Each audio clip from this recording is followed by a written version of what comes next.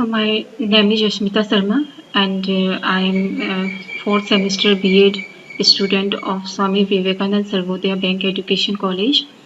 And today I am going to talk about principles of advanced pedagogy. So today I will talk about two principles and the strategies through which we can which we can use for teaching learning process to be effective.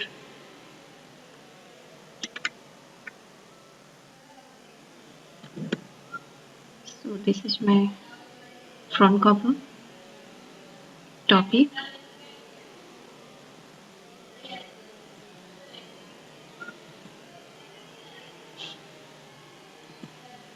So my first point is principle is students need background, perspectives, and interest are reflected in the learning program. So as we know that India is a land of diversity. People come from different religion, their background is different, their communities are different, their languages are different. So in the classroom, all the students, all and each and every students are different from one another. Every students, their interests are different, their languages are different, their religion are different. So their thinking are different, and being a teacher, we have to justify to all the students. So we have to make such a strategies in advanced pedagogy which can cope up with all the differences in the class.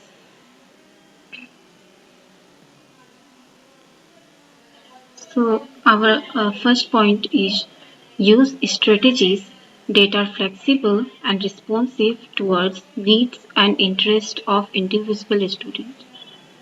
So we have to use strategies in such a way which will be flexible and responsive to all the students' interest and their interest of students, not in a group but individually.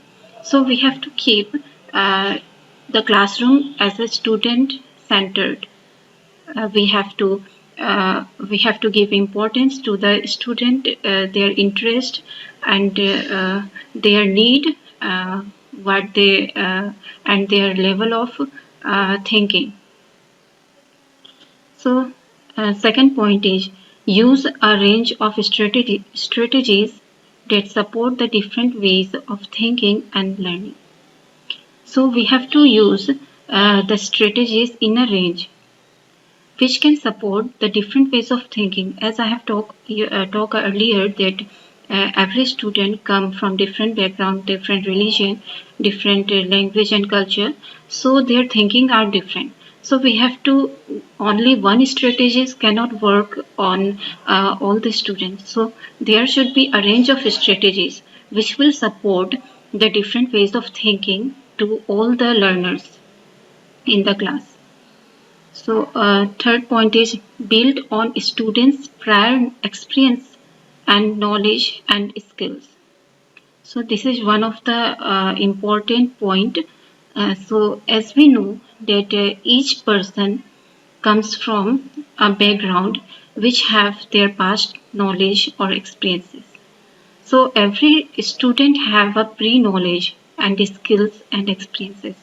So, by keeping in mind their experiences and their knowledge, we have to build such kind of strategies which will inbuild their knowledge more and will be effective.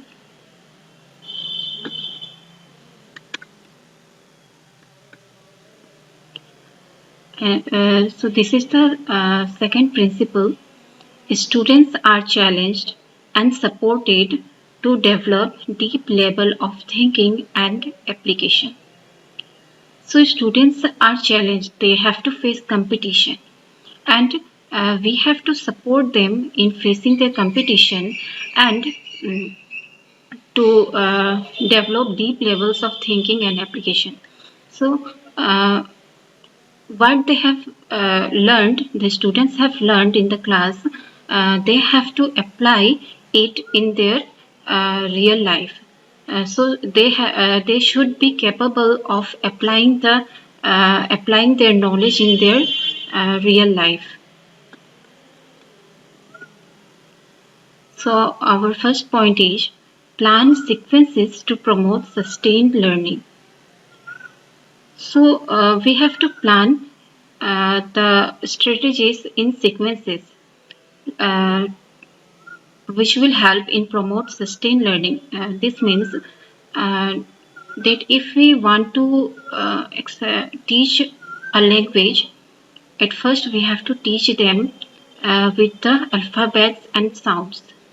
We cannot directly go to teach them with prose and poetry. So if we will teach them prose and poetry, it will obviously the student will have a rote learning, which will be very temporarily learning to the students. So we have to make sequences like one by one. If we are teaching a language, we have to first teach them with sounds and alphabets, then sentences, then parts of speech. Then we have to go through prose and poetry. So if we will teach them in sequences, it will obviously have a sustained learning. Sustained learning means they will have learning for a longer period of time in their mind. So sequences are very much important. Our second point is promote substantive discussion of ideas. So we have to promote discussion among the students as much as possible. If we will promote discussion, it will obviously help the student to come with their own ideas, with their own opinions. So promoting a discussion is one of the most important point. Number third is use strategies that challenge and support students to question and reflect. So we have to use strategies which will help the student to come with more questions, and it will obviously help them. If they will come with more questions, it will reflect their understanding, that how much they have understood. So if we have to promote as much as possible and support the students to come with the question, we have to create an environment which will inspire them to ask questions more and more. So our fourth point is use strategies to develop investigation and problem solving skills.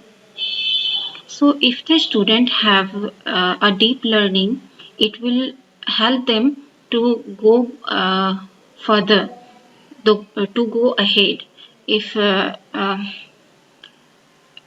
to investigate. For example, if they have learned any topic, they will like to go deeply in the to learn that topic. Obviously, the teacher will be teaching a basic level, but if the student get interest in that topic, it will help them to investigate more and more and to solve the problem. So we have to create an environment which will help them to develop a deep thinking, and they will like to investigate and solve the problem. So our fifth point is uses strategies to foster imagination and creativity. So all these points will help a student to foster imagination. Means they will have their own thinking and imagination, and they will like to do something creative. So we have to use strategies to foster students with their imagination and creativity. So these are the two points of these two principles, and which will help the students in the class for teaching learning process, to be more effective. So thank you.